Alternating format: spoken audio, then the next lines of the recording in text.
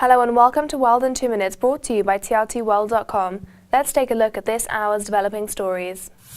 Medics said heavy clashes broke out between a former Libyan general's forces and Islamist fighters in the eastern city of Benghazi, killing at least 9 people.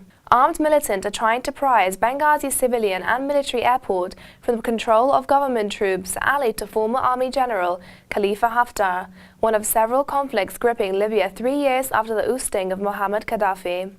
Medics said 9 soldiers were killed and 30 wounded when the militants made a new push to approach the airport in the clashes in Benghazi.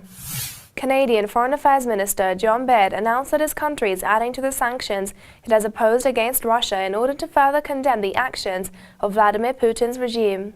Baird said 4 senior Russian individuals have been added to Canada's travel ban. Baird also said Russia has used smoke and mirrors to destabilize its neighbor Ukraine.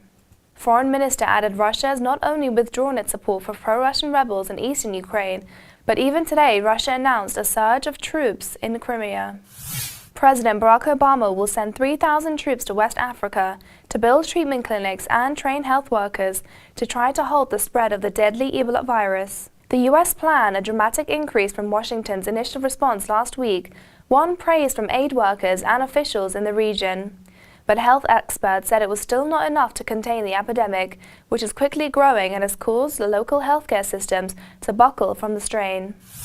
UK's parliament has approved a historic agreement with the European Union that propels the former Soviet state towards the west and away from the grasp of Russia. After 7 years of negotiations and constant domestic turmoil, Parliament finally ratified an association agreement, placing Ukraine on the path to EU membership. It was the refusal of Viktor Yanukovych, then president of Ukraine, to sign this last agreement last year that triggered the protests which culminated in his downfall.